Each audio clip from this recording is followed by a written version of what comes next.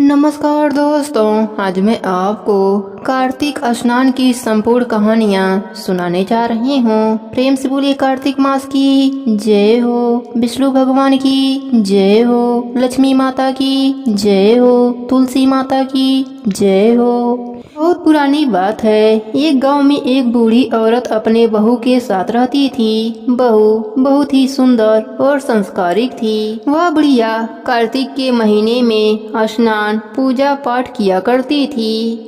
एक बार जब कार्तिक का महीना आया तो सास ने अपने बहू से कहा, बहू मैं कार्तिक स्नान के लिए जा रही हूँ। बहू बोली, ठीक है माँ जी। फिर बहू ने कहा, माँ जी मैं भी आपके साथ कार्तिक स्नान के लिए जाना चाहती हूँ। तो सास ने कहा, नहीं बहू, तुम्हारी अभी पूरी उम्र पड़ी है, अभी तो तुम्हारे खेलने खाने का दिन है, बाद में कर लेना कार्तिक स्नान। अभी तुम मेरे साथ गई तो घर का काम कौन करेगा। इतना सुनने पर बहू मान गई और बुढ़िया अपना सामान लेकर गंगा किनारे रहने के लिए चली गई। इधर बहू का बहुत मन होता है कार्तिक स्नान करने का। वह अंदर जाकर सोचती है कि बर्तनों में पानी मिल जाता तो मैं घर पर ही कार्तिक स्नान कर लेती। एक बर्तन में थोड़ा पानी बचा था। बहू उसी से स्नान करने बैठ गई और कहने लगी, मन चंगा तो कठौती में गंगा। इतना कहते ही गंगा माता आईं और उसके सारे बर्तन को भर दिया। बहू ने खूब स्नान किया। इसी तरह बहू रोज सवेरे जल्दी उठती और स्नान करती थी। एक दिन सास जब नदी में स्नान कर रही थी तो उसकी कान की एक बाली नदी में बह गई। उसने बहुत ढूंढा पर बाली नहीं मिला। इधर बहू नहाने बैठी। उसने फिर से वही शब्द कहे, मन चंगा तो कठौती में गंगा। फिर गंगा माता आईं और बहू स्नान करने लगी। गंगा के पानी के साथ बहकर वह कान की बाली भी आ गई। जब बहू ने उस बाली को देखा तो उसने उसे पहचान लिया कि यह बाली तो माँ जी की है।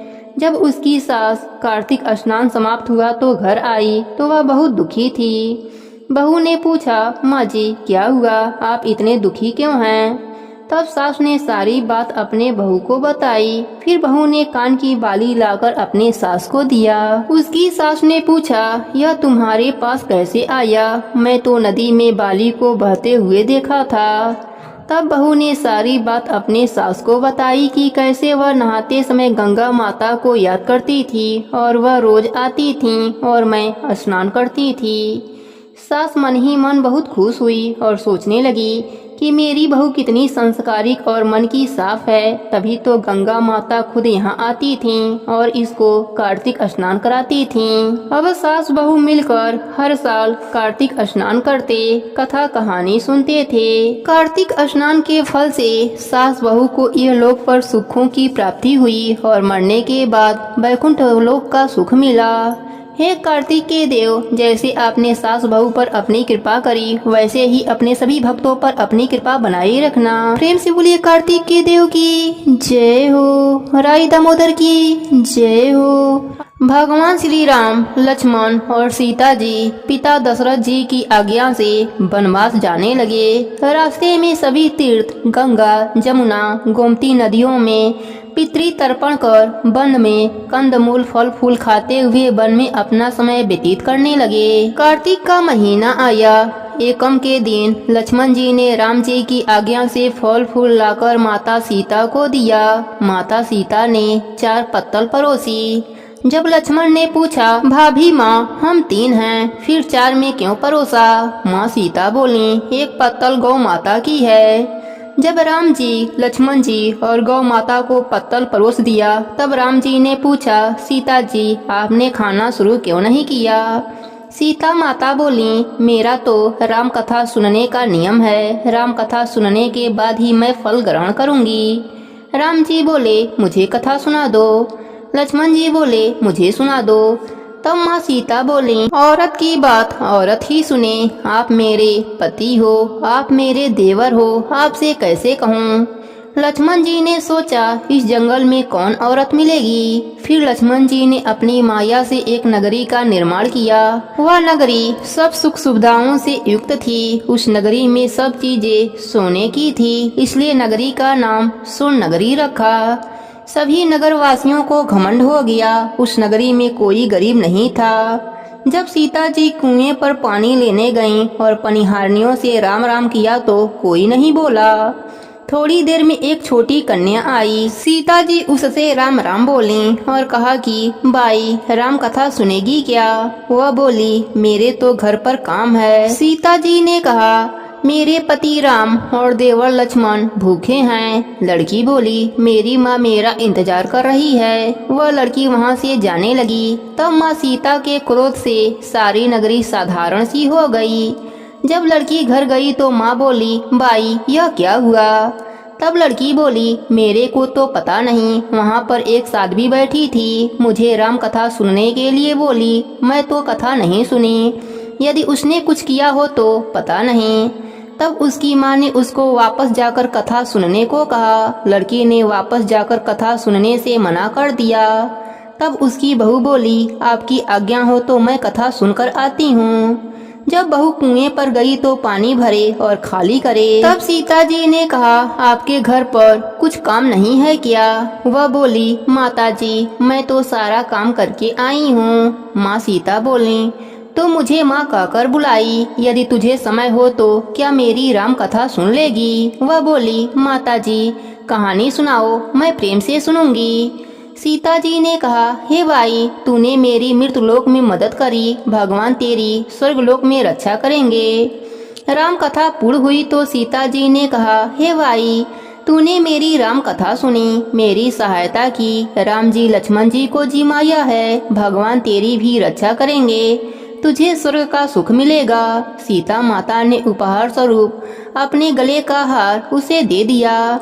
जब वह घर गई तो उसके मटके सब सोने के हो गए। सासू जी ने कहा यह सब तू कहाँ से लाई? बहू बोली मैंने माँ सीता से राम कथा सुनी, यह इसी का फल है।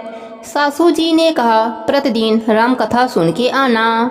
बहू को राम कथा सुनते हुए बहुत दिन हो गए। तब उसने माता सीता से पूछा इसका उद्यापन विधि बतलाओ। तब सीता जी ने कहा 7 लड्डू लाना, 1 नारियल लाना, उसके 7 भाग करना, 1 भाग मंदिर में चढ़ाना जिससे मंदिर बनवाने जितना फल होता है, 1 भाग सरोवर के किनारे गाड़ देना जिससे सरोवर खुदवाने जितना फल होता है, 1 भाग भागवत गीता पर चढ़ा देना जिससे भागवत गीता पाठ करवाने जितना फल मिलेगा, 1 भाग तुलसी माता पर चढ़ा देना जिससे तुलसी विवाह जितना फल मिलेगा, 1 भाग कुंवारी कन्या को देना जिससे कन्या विवाह जितना फल मिलेगा, 1 भाग सूरज भगवान को चढ़ा देना जिससे 33 करोड़ देवी देवताओं को भोग लगाने जितना फल मिलेगा। बहू ने विधि पूर्वक उद्यापन कर दिया। माता सीता के पास आकर बोली माता सीता मैंने तो विधि पूर्वक उद्यापन कर दिया। सीता जी ने कहा अब 7 दिन बाद बैकुंठ से विमान आएगा। 7 दिन पूरे हुए, विमान आया तो बहू ने कहा सासू जी स्वर्ग से विमान आया है। सासू जी ने कहा बहू तेरे ससुर जी को और मेरे को भी ले चल, तेरे माता पिता को ले चल, सारे कुटुंब परिवार को ले चल, अड़ोसी पड़ोसियों को ले चल। बहू ने सबको बैठा लिया पर विमान खाली था। थोड़ी देर में उसकी ननद आई और देखते ही देखते विमान भर गया। तब बहू ने कहा माँ सीता ननद बाईसा को भी बैठा लो। माँ सीता ने कहा इसने कभी कोई धर्म पुण्य नहीं किया। बहू ने कहा बाईसा आप पहले कार्तिक मास में राम लक्ष्मण की कथा सुनना, उसके बाद आपके लिए बैकुंठ लोक से विमान आएगा। गांव के सारे लोग एकत्र हो गए और पूछने लगे बाई तूने ऐसा कौन सा धर्म पुण्य किया, हमें भी बताओ। बहू ने कहा मैंने तो माता सीता से प्रतिदिन राम कथा सुनी और नियम से उद्यापन किया। तब समस्त ग्रामीण राम कथा सुनने की जिद करने लगे। तब बाई राम कथा कहने लगी और सब नर नारी सुनने लगे। राम कथा संपूर्ण होते ही समस्त नगरी सोने की हो गई। बाई ने कहा जो कोई राम कथा सुनेगा उसको मेरे समान ही फल मिलेगा। सब राम लक्ष्मण की जयकारा लगाने लगे और विमान स्वर्गलोक में चला गया। 7 स्वर्ग के दरवाजे खुल गए। पहले द्वार पर नाग देवता समस्त देवी देवता पुष्प वर्षा करने लगे। देवताओं ने पूछा तूने क्या पुण्य किया? बहू ने कहा मैंने तो राम लक्ष्मण जानकी की कहानी सुनी। समस्त देवताओं ने कहा वर मांगो। तब वह बोली, मेरे पास सब सिद्धियां हैं, मुझे यह वर दो कि जो भी श्रद्धा एवं भक्ति से राम कथा, राम लक्ष्मण जानकी की कहानी सुनेगा उसको मेरे समान ही फल मिले। सभी देवताओं ने पुष्प वर्षा करते हुए तथास्तु कहा। चारों ओर राम राम की जयकारा होने लगी। प्रेम से बोली सीता माता की जय हो, कार्तिक मास की जय हो। बहुत पुरानी बात है। एक नगर में एक राजा और रानी रहते थे। रानी कार्तिक के महीने में कुआं पर नहाती, पीपल पथवारी सींचती, तुलसी सींचती और वहीं बैठकर धर्मराज जी की कथा कहानी कहती थी। लोगों ने देखा कि यह कैसी रानी है, कुआं पर नहाती है, पीपल पथवारी सींचती है। रानी तो वह होती है जो घर में राजपाट करे। लोगों ने राजा से शिकायत कर दी, आपकी रानी तो कुआं पर नहाने जाती है, पीपल पथवारी सींचती है, तुलसी सींचती है और वहीं बैठकर बड़बड़ करती है। राजा को बहुत गुस्सा आया। राजा ने अपने नगर के सारे कुएं को पटवा दिया, पीपल तुलसी को कटवा दिया। रानी घर से निकल गई और जंगल में चली गई। भगवान की कृपा से वहीं पर कुआं खुद गया, पीपल पथवारी का पेड़ लग गया, तुलसी का पेड़ लग गया। रानी अब कुआं पर नहाती, तुलसी पीपल पथवारी सींचती और वहीं बैठकर धर्मराज जी की कथा कहानी कहती थी। इधर राजा का राजपाट सब चौपट हो गया। राजा बोला, जब से रानी गई हैं तब से मेरा यह सारा राजपाट धन दौलत सब बर्बाद हो गया है। राजा रानी को खोजते हुए जंगल में आया। राजा वहां पर देखता है कि यहाँ कुआं भी है, पीपल पथवारी तुलसी का पेड़ भी लगा है। रानी वहीं बैठकर कथा कहानी कह रही है। राजा ने रानी से कहा, तुम हमारे साथ चलो। जब से तुम घर से निकली हो तब से सारा राजपाट सब चौपट हो गया है। तब रानी बोली, जब हमारा कार्तिक पूरा हो जाएगा तब हम चलेंगे। फिर राजा भी वहीं रहने लगा। राजा रानी दोनों ने पूजा किया। कार्तिक मास पूरा हुआ और उन्होंने राई दामोदर जी माए। फिर राजा और रानी नगर में आए। रानी को महल में घुसते ही सारा राज पहले जैसा हो गया। राजा अपने पूरे राज्य में घोषणा करा दिया कि कार्तिक मास में सभी लोग कार्तिक स्नान करना, भगवान की कथा कहानी सुनना। राजा अपने रानी के साथ हर साल कार्तिक स्नान करता और धर्मराज जी का कहानी सुनता था। धर्मराज जी की कृपा से राजा रानी यह लोक पर सुखों को भोगे और मरने के बाद स्वर्गलोक का सुख मिला। हे धर्मराज जी, जैसे आपने राजा और रानी पर अपनी कृपा करी वैसे ही अपने सभी भक्तों पर अपनी कृपा बनाए रखना। कहानी अधूरी हो तो पूरी करना, पूरी हो तो मान रखना, सबके व्रत को पूर्ण करना। प्रेम से बोली धर्मराज जी की जय हो, कार्तिक मास की जय हो। एक ब्राह्मण ब्राह्मणी थे। 7 कोस गंगा जमुना नहाए जाया करते थे। ब्राह्मणी बहुत थक जाती थी। एक दिन वह बोली, कोई बेटा होता तो बहू आती, घर में खाना बना हुआ मिलता, कपड़े धुले हुए मिलते। ब्राह्मण बोला, तू बहुत अच्छी बात कही, तो मैं तेरे लिए बहू ला देता हूँ। एक पोटली में चून बांध दे, उसमें थोड़ी सी मोहर असरफी डाल दे। उसने पोटली बांध दी। ब्राह्मण चल दिया। कुछ दूर पर गंगा जी के किनारे लड़कियां अपने अपने मिट्टी का घर बनाकर खेल रही थीं। उनमें से एक बोली, मैं तो अपना घर नहीं बिगाड़ूंगी, मुझे तो रहने के लिए घर चाहिए। ब्राह्मण को वह लड़की मन भाग गई। वह अपने मन में सोचने लगा, यही एक समझदार सी लड़की है। वह उसके पीछे पीछे हो लिया। जब वह घर पहुंची तो जाकर बोला, बेटी मैं भूखा हूँ, अपने माँ से पूछ ले, मेरे लिए 4 रोटी बना देंगी क्या? कार्तिक का महीना है, मैं किसी के घर का रोटी नहीं खाता। मेरे पास यह चून है, अपनी माँ को दे दियो और अपने माँ से कह दियो कि चून छान लेंगी। लड़की बोली, अच्छी बात है बाबा। उसने अपने माँ से कहा कि माँ, बाहर एक बाबा बैठे हैं, उसके लिए रोटी बना देना और आटा छान लेना। उसने आटा छाना तो उसमें से मोहर असरफी निकली। वह बोली, जिसके आटे में इतनी मोहर असरफी है उसके घर में कितनी होगी। जब बाबा रोटी खाने बैठा तो उसकी माँ बोली, बाबा तुम अपने लड़के की सगाई करने जा रहे हो क्या? बाबा कहने लगा कि मेरा लड़का तो काशी जी पढ़ने के लिए गया है, अगर तुम कहो तो खाड़ कटोरे से तुम्हारी लड़की को ब्याह कर ले जाऊं। अच्छी बात है बाबा। वो ब्याह कर ले आया। आकर बोला, रामू की माँ किवाड़ खोल, देख मैं तेरे लिए बहू लाया हूँ। बुढ़िया बोली, दुनिया तो बोली मारे, तू भी बोल मार ले। हमारे तो 7 जन्म भी बेटा नहीं है तो बहू कहाँ से आएगी?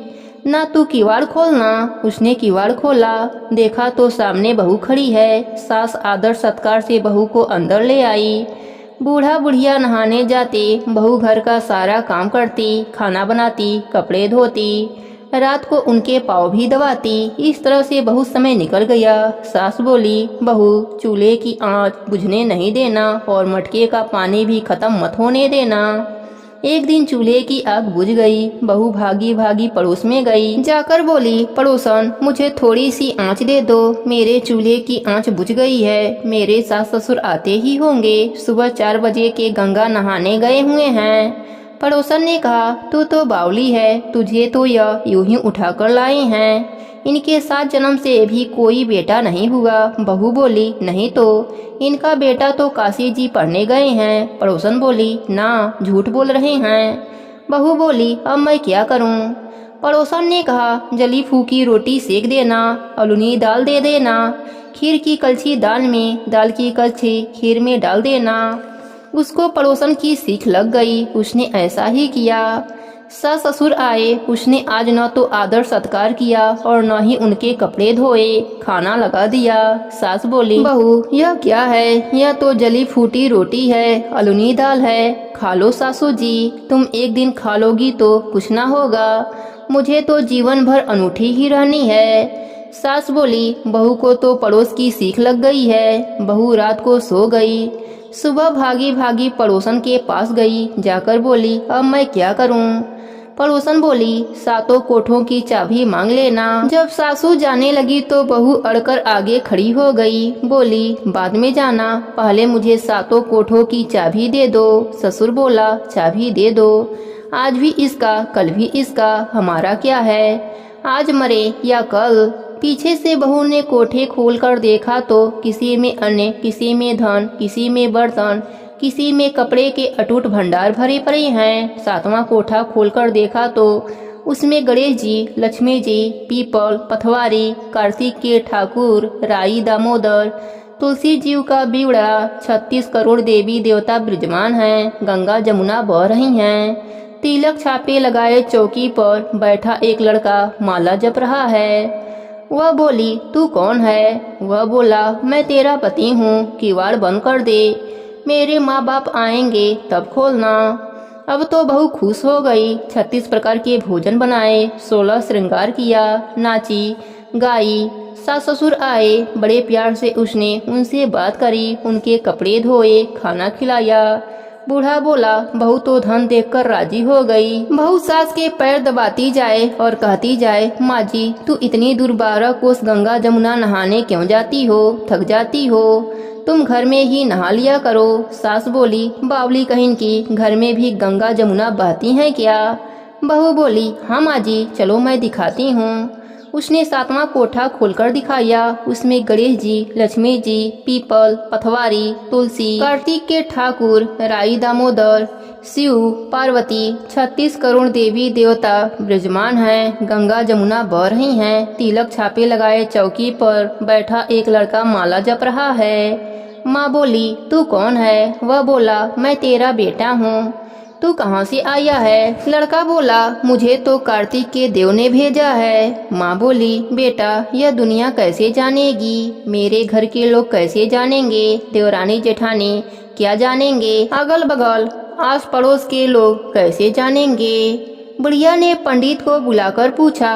पंडित जी बोले, उस पार बहू बेटा खड़े हो जाएं, इस पार बुढ़िया खड़ी हो जाए। चाम की अंगिया पहने तो छाती में से दूध की धार निकले, बेटे की दाढ़ी मूछ भीगे, पवन से गठजोड़ बंधे, तब सब जाने कि यह बुढ़िया का ही बेटा है। उसने ऐसा ही किया। चाम की अंगियां फट गई, छाती में से दूध की धार बह निकली, बेटे की ढाढ़ी मुझ भीग गई। पौन पानी से बहू बेटे का गठजोड़ बन गया। ब्राह्मण और ब्राह्मणी बहुत खुश हुए। हे कार्तिक के ठाकुर राई दामोदर, श्री कृष्ण भगवान जैसे उसे बहू बेटा दिया वैसे ही सबको देना, जैसे उसकी इच्छा पूरी करी वैसे ही सबकी करना। कहते सुनते हुंकार भरते सबको कहानी का फल देना। प्रेम से बोलिए राई दामोदर की जय हो, कार्तिक मास की जय हो। एक इल्ली थी, एक घुनिया था। इल्ली बोली आ घुनिया, दोनों कार्तिक नहाए। घुनिया बोला तू तो गिरी छुआड़े में पड़ी रहती हो, तेरे में ताकत है, तू ही नहा ले। मैं तो मोट बाजरे में पड़ा रहता हूँ, मैं नहीं नहाऊंगा। मैं तो हरा भरा सिट्ठा खाऊंगा, ठंडा ठंडा पानी पीऊंगा। फिर इल्ली तो रोजाना रानी की पल्लों में लग कर जाती और घुनिया नहीं जाता। कार्तिक उतरते ही पूर्णिमा को दोनों मर गए। इल्ली कार्तिक नहाई थी, इसलिए उसने राजा के घर में जन्म लिया, राजकुमारी बनी। और घुनिया राजा के घर में मेढक बना। फिर राजकुमारी का ब्याह रचाया गया। जब विदाई का समय आया तब राजकुमारी का बैल रुक गया तो राजा रानी से पूछा कि बैल क्यों रुक गया, तेरे को क्या चाहिए मांग ले।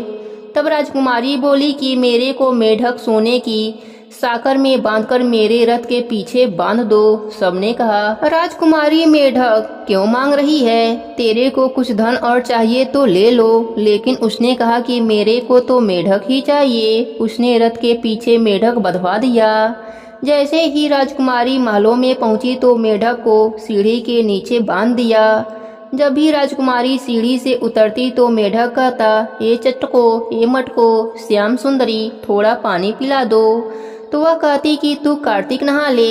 एक दिन राजकुमारी की देवरानी जेठानी ने सुन लिया और सोचा कि राजा कोई रानी लाया है या जादूगरनी।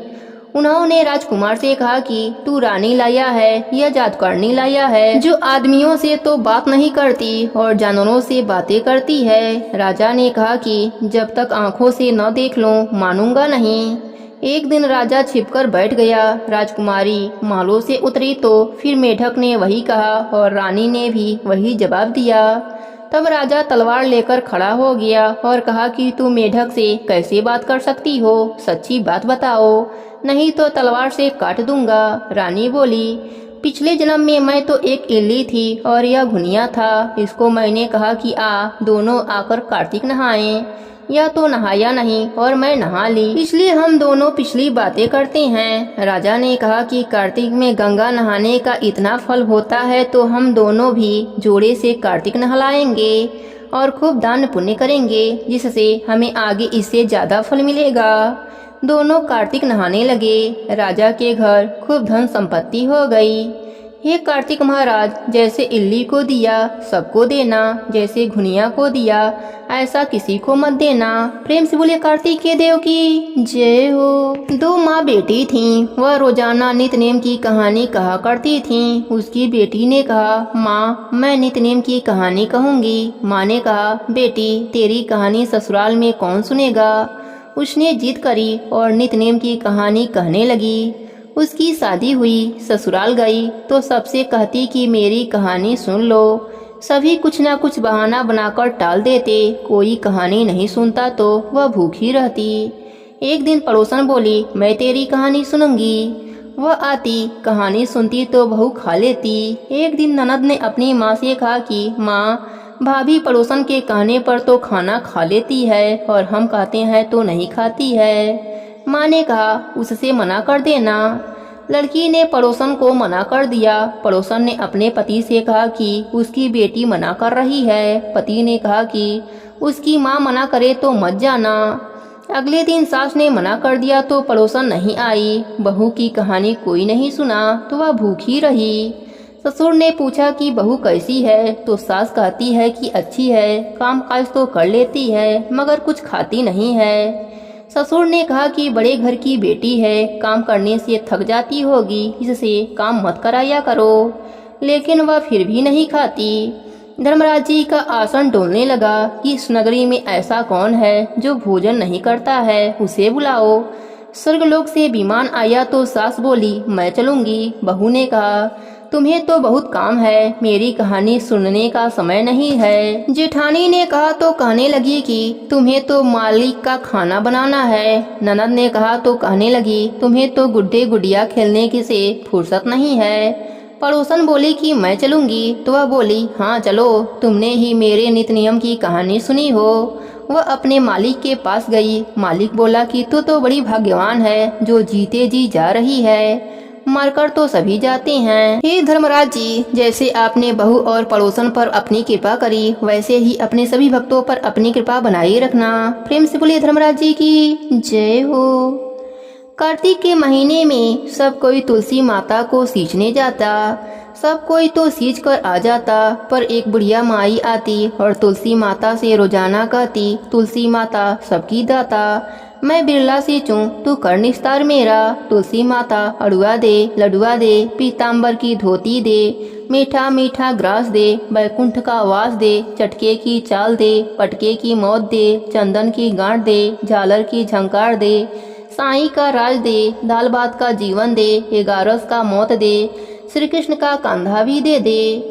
इतनी बात सुनकर तुलसी माता सूखने लगी। एक बार भगवान श्री कृष्ण ने पूछा कि तुम्हारे पास तो इतनी औरतें आती हैं, तुम्हें जिमवाती हैं, गीत सुनाती हैं, तो भी तुम क्यों सूख रही हो? तुलसी माता ने कहा कि एक बुढ़िया माई आती हैं, वह रोजाना इतनी बातें कहकर जाती हैं। मैं और सब कुछ दे दूंगी, पर आप श्री कृष्ण की कांधा कहाँ से ला कर दूंगी? थोड़ी दिन बाद बुढ़िया माई मर गई। सब कोई उसको उठाने लगा, पर वह इतनी भारी हो गई कि उठे ही नहीं। सब कोई कहने लगा पाप घाट की माला फेरती होगी, इसीलिए इतनी भारी हो गई है। भगवान बूढ़े ब्राह्मण का रूप धारण करके आए। सबसे पूछने लगे इतनी भीड़ क्यों लगी है? सब बोले एक बुढ़िया मर गई है, पापन थी इसलिए किसी से नहीं उठती। जब भगवान बोले कि इसके कान में मुझे एक बात कहने दो तो वह उठ जाएगी। सबने कहा कि तू भी मन की निकाल ले। भगवान ने जाकर उसके कान में कहा बुढ़िया माई तू बिरला सींचे मेरा, मैं करूँ निस्तार तेरा। बुढ़िया माई अड़ुआ ले, गड़ुआ ले, पीताम्बर की धोती ले, मीठा मीठा ग्रास ले, बैकुंठ का वास ले, चटके की चाल ले, पटके की मौत ले, चंदन की गांठ ले, झालर की झंकार ले, साई का रास ले, दाल भात का जीवन ले, श्री कृष्ण का कांधा ले। इतना सुनते ही बुढ़िया माई हल्की हो गई। भगवान अपने कंधे पर उसे ले गए, उसकी मुक्ति हो गई। हे तुलसी माता, जैसी उसकी मुक्ति करी वैसे ही हमारी भी करियो। जैसे उसको कांधा दिलवाया वैसे ही सबको कांधा दिलवाइयो। प्रेम से बोली तुलसी माता की जय हो। राई दामोदर की जय हो। एक गंगा थी, एक जमुना थी। दोनों बहनें एक साहूकार के खेत में से जा रही थीं। जमुना ने 12 दाने गेहूं के खेत में से तोड़ लिए। गंगा बोली कि बहन यह तो चोरी हो गई, तुझे तो पाप लग गया। जमुना बोली कि अब मैं क्या करूं, यह पाप कैसे उतरेगा? गंगा बोली कि 12 बरस साहूकार के नौकरी करने से उतरेगा। जमुना साहूकार के वहाँ जाकर बोली मुझे नौकरी पर रख लो, 4 काम छोड़कर मैं तुम्हारे सारे काम कर दूंगी। एक तो जूठे बर्तन नहीं धोऊंगी, झाड़ू नहीं लगाऊंगी, सेज नहीं बिछाऊंगी और दिया नहीं चासूंगी। साहूकार ने उसे नौकरी पर रख लिया। 12 बरस बाद कुंभ का मेला आया। साहूकार और साहूकारनी मेले में जाने लगे तो जमुना ने उन्हें एक सोने का टका दिया और बोली कि वहाँ मेरी बहन गंगा है, उसको यह टका दे देना और कह देना कि बहन जमुना ने भेजा है। तो वह हाथ पसार कर गोरी गोरी बाहों में हरी हरी चूड़ियाँ पहन कर लेगी। वह लोग वहाँ जाकर सोने का टका देने लगे तो गंगा ने हरी हरी चूड़ियाँ गोरी गोरी हाथों से पसार कर टका लेने के लिए फैला दिया और बोली मेरी बहन जमुना से कह देना कि अब तेरा 12 बरस पूरा हो गया है, अब आ जा। साहूकार और साहूकारनी घर आए। जमुना से बोले कि तेरी बहन बोली है कि तेरे 12 बरस पूरे हो गए हैं, तू आ जा। यह सुनते ही जमुना सहस्त्रधारा होकर बहने लगी। साहूकार और साहूकारनी को जब यह पता लगा कि जमुना माता हमारे सारे काम करती थीं, तो मुँह मारे पड़ गए और सोचने लगे कि अब हमारा पाप कैसे उतरेगा। उधर जमुना गंगा के पास गई तो गंगा ने पूछा कि तू साहूकार और साहूकारनी को धीरज बांधकर आई है या नहीं। जमुना बोली कि मैंने तो कुछ भी नहीं कहा। गंगा बोली कि उनका धीरज बांधकर आ, नहीं तो उनको संतोष कैसे होगा। जमुना दोनों के सपने में आई और बोली कि तुम उदास क्यों हो। साहूकार और साहूकारनी बोले कि हमने तुमसे ऊंचा नीचा सब काम कराया, अब हमारा पाप कैसे उतरेगा। जमुना बोली कि तुम्हारे कोई भी पाप नहीं लगे हैं, मैं तो अपना पाप उतारने आई थी। तुम्हारे खेत में से 12 दाने तोड़कर खा लिया था, इसलिए मुझे दोष लगा हुआ था। तुम्हारे यहाँ 12 साल काम करने से उतर गया, तुम उठो, तुम्हारे कोई भी दोष नहीं है। तुम्हारे खूब धन लक्ष्मी हो जाएं और तुम्हारी मुक्ति हो जाएगी। हे जमुना माता, जैसे मुक्ति साहूकार और साहूकारनी को दिया, वैसे ही मुक्ति सबको देना, हमें भी देना, हमारे सारे परिवार को देना। प्रेम से बोलिए गंगा माता की जय हो, जमुना माता की जय हो। एक लपसी था, एक तपसी था। तपसी तो भगवान की तपस्या करता। लपसी रोजाना 1.25 सेर हलवा बनाकर भगवान को भोग लगाकर टाली हिलाकर जीम लेता। एक दिन दोनों में झगड़ा हो गया। लपसी बोला मैं बड़ा हूँ, तपसी बोला मैं बड़ा हूँ, क्योंकि मैं भगवान की तपस्या करता रहता हूँ। उतने में नारद जी आ गए और बोले तुम्हारा फैसला मैं करूँगा। दूसरे दिन तपसी नहाकर आने लगा तो नारद जी ने 1.25 करोड़ का अंगूठी लपसी के आगे गिरा दिया। उसने आंखें खोलकर देखा तो अंगूठी पड़ा है। उसने उठाकर पैरों के नीचे दबा लिया और तपस्या करने लगा। उधर लपसी 1.25 सेर का हलवा बनाकर भगवान को भोग लगाकर टाली हिलाकर झीम लिया। इतने में नारद जी आए और दोनों को अपने पास बैठाया। दोनों से पूछा कि कौन बड़ा है। नारद जी ने तपसी से कहा कि अपना पाँव हटाओ। पाँव हटाते ही अंगूठी निकली। तब नारद जी बोले कि अंगूठी चुराने से तेरी तपस्या भंग हो गई है, इसलिए लपसी बड़ा है। तपसी कहने लगा कि मुझे मेरी तपस्या का फल कैसे मिलेगा। नारद जी बोले तेरी तपस्या का फल कार्तिक नहाने वाली देंगी। सब कहानी कहकर तेरी कहानी नहीं कहेंगी तो कार्तिक का वह फल तुम्हें दे दिया जाएगा। धोती देकर अंगोछा नहीं देंगी तो, सीधा देकर दशरा नहीं देंगी तो, ब्राह्मण जिमाकर दशरा नहीं देंगी तो वह फल तुम्हें दे दिया जाएगा। इतना कहकर नारद जी वहाँ से अंतर ध्यान हो गए। तभी से सारे कथा कहानी के साथ लपसी तपसी की कथा कहानी कहने का नेम हो गया। प्रेम से बोलिए राई दामोदर की जय हो। एक बुढ़िया कार्तिक का व्रत रखा करती थी तो भगवान श्री कृष्ण खिचड़ी का एक कटोरा वहाँ रख जाते। बुढ़िया व्रत खोल लेती। पड़ोसन देखकर जलती कि इसका कोई नहीं है, फिर भी खिचड़ी इसको खाने के लिए मिल जाती है। एक दिन बुढ़िया कार्तिक नहाने गंगा जी में गई। भगवान आए और खिचड़ी का बेला मकान में रख गए। पड़ोसन ने खिचड़ी का बेला उठाकर मकान के पिछवाड़े में फेंक दिया। बुढ़िया आई तो खिचड़ी का बेला देखा तो नहीं मिला। वह भूखी रह गई और कहने लगी कि कहाँ गई मेरी खिचड़ी, कहाँ गया मेरा बेला। पिछवाड़े में उस खिचड़ी के 2 फूल बनकर उग गए। एक दिन राजा शिकार खेलने गए तो बुढ़िया के घर के बाहर से जा रहे थे तो उन्होंने वह फूल देखा। राजा फूल तोड़कर ले गए। रानी ने फूल देखकर सूंघा तो रानी को गर्व रह गया। राजा रानी के कोई भी संतान न थी। फूल सूंघने से रानी के 2 लड़का पैदा हो गए। वह लड़के बड़े होने पर किसी से भी नहीं बोलते थे।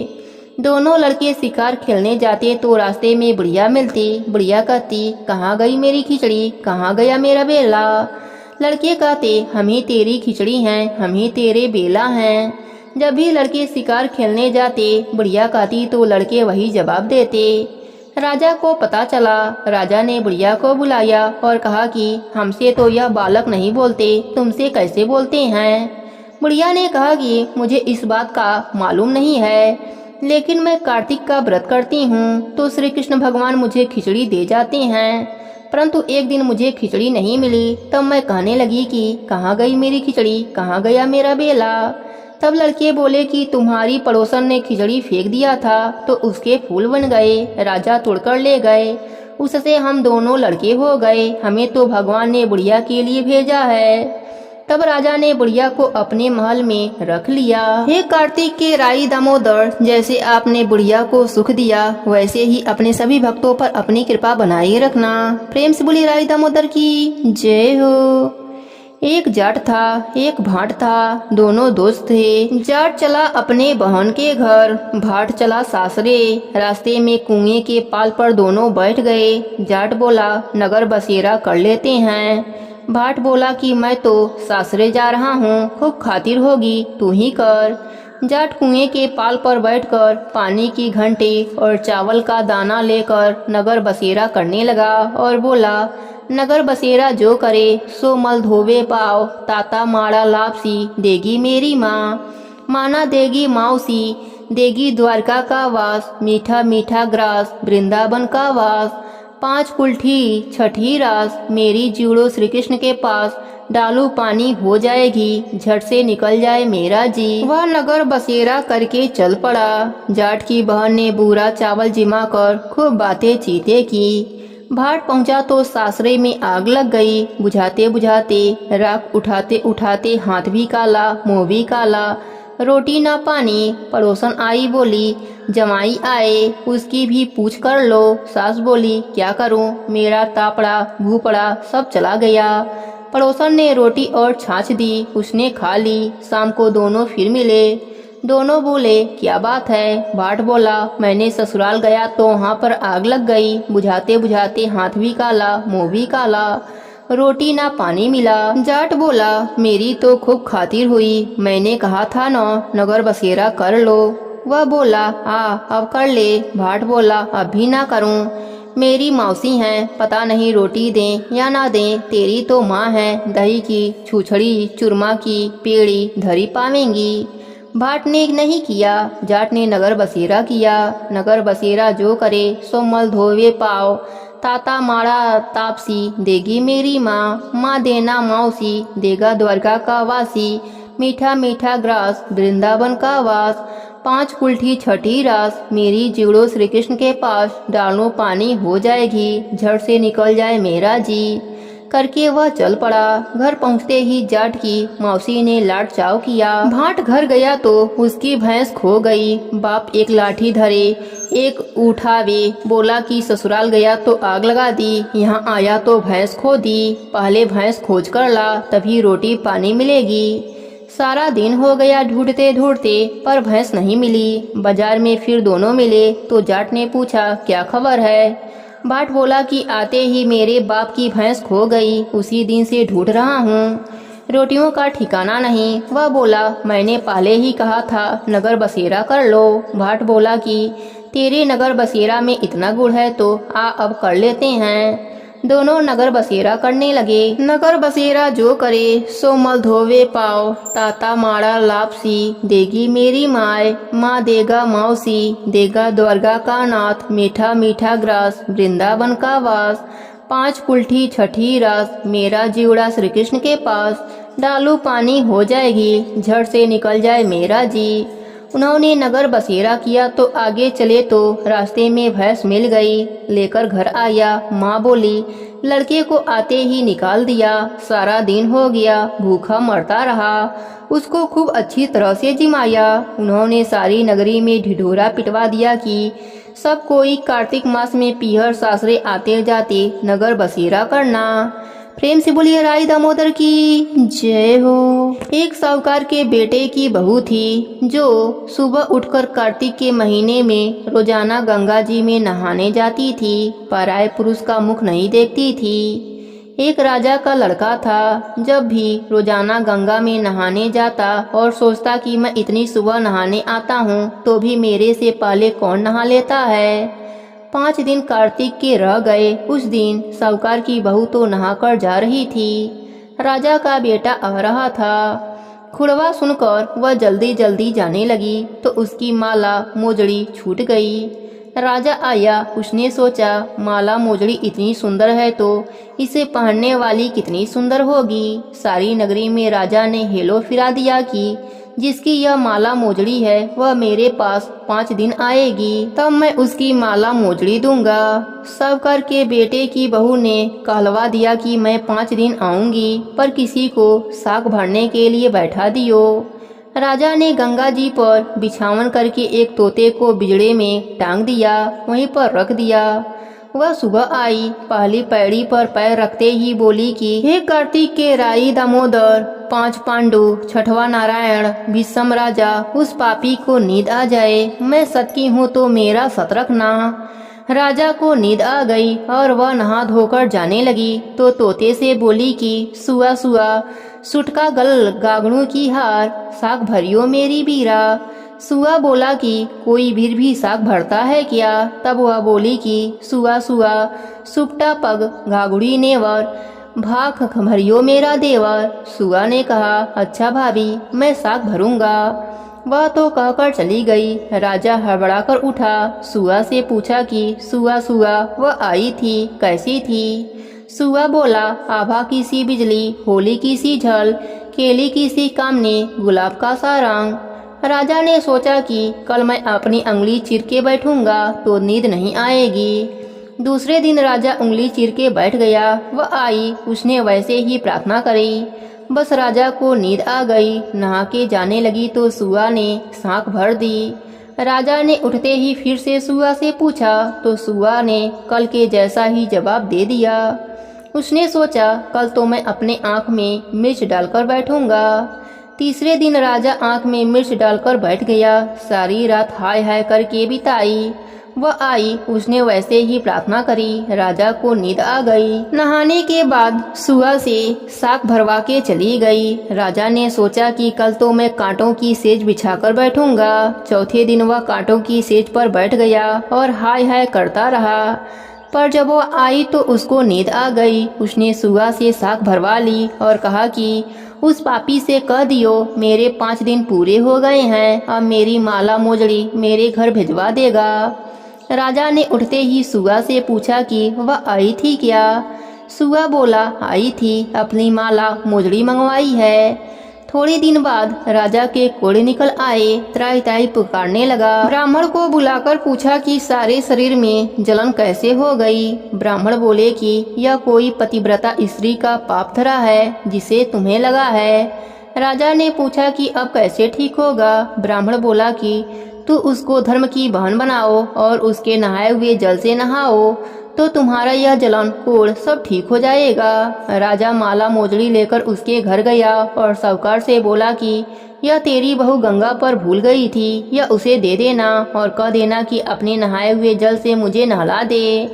साहूकार बोला कि वह तो पराये पुरुष का मुख नहीं देखती, तू इस नाली के नीचे बैठ जा, वह नहाएगी तो तेरे ऊपर पानी पड़ जाएगा। राजा नाली के नीचे बैठ गया। वह नहाया, जल गिरने से उसकी काया कंचन सी हो गई। हे पंच भिखु देवता, जैसे साहूकार की बहू का सत रखा वैसे ही सबका रखना। कहते सुनते हुंकार भरते हमारे सारे परिवार का रखना। प्रेम से बोलिए पंच भिखु भगवान की जय हो, राई दामोदर की जय हो। एक समय की बात है, एक सेठ अपने परिवार के साथ रहता था। सेठ का गांव से शहर तक बहुत बड़ा व्यापार फैला हुआ था। सेठ जी गणेश भगवान के बहुत बड़े भक्त थे। सेठ जी का मानना था कि उनके परिवार की हर खुशहाली का कारण गणेश भगवान ही हैं। सेठ जी नियम अनुसार रोज नदी पर नहाने जाते और आकर गणेश भगवान की पूजा पाठ करते, उन्हें भोग लगाते और फिर स्वयं भोजन करते थे। यह बात सेठानी जी को अच्छी नहीं लगती थी। वह धार्मिक नहीं थी और ईश्वर में विश्वास भी नहीं रखती थी।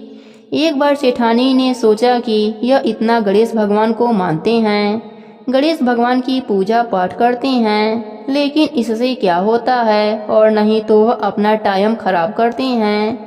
आज देखती हूँ कि यह कैसे गणेश भगवान की पूजा पाठ करते हैं। अगले दिन जब सेठ जी नदी पर नहाने जाते हैं तो सेठानी जी गणेश भगवान की मूर्ति को उठाकर मूर्ति को कपड़े में ढककर बगीचे में जमीन खोदकर उसमें दबा देती है। जब सेठ जी नदी से नहाकर घर आते हैं और देखते हैं कि गणेश जी की मूर्ति तो मंदिर में है ही नहीं, तो वह सेठानी से पूछते हैं गणेश जी की मूर्ति मंदिर में नहीं है, कहाँ गई?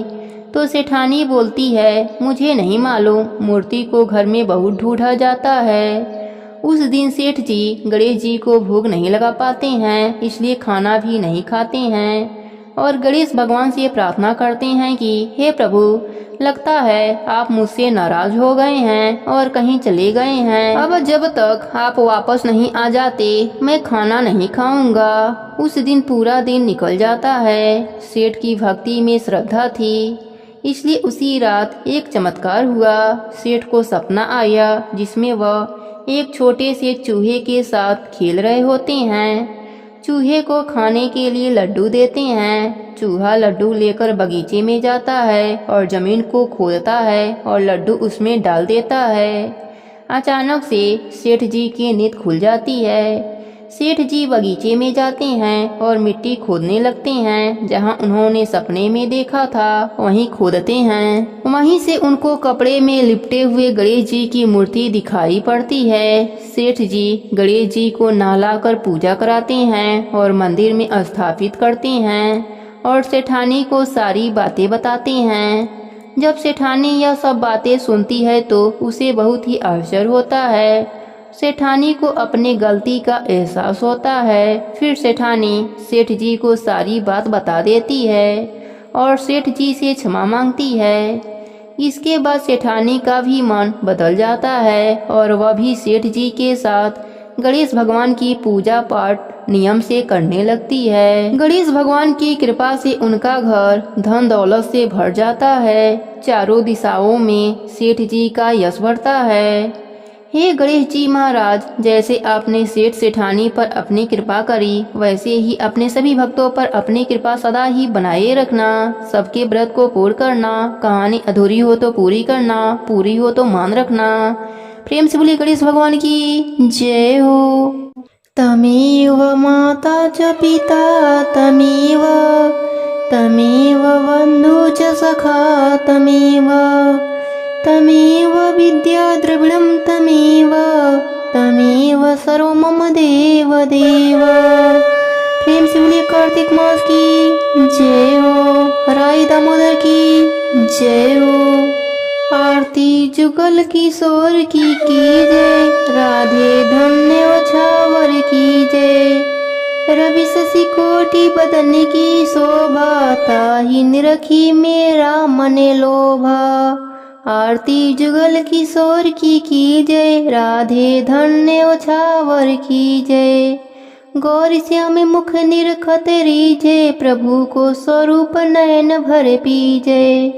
कंचन थारी कपूर की बाती। हरि आए निर्मल भई छाती।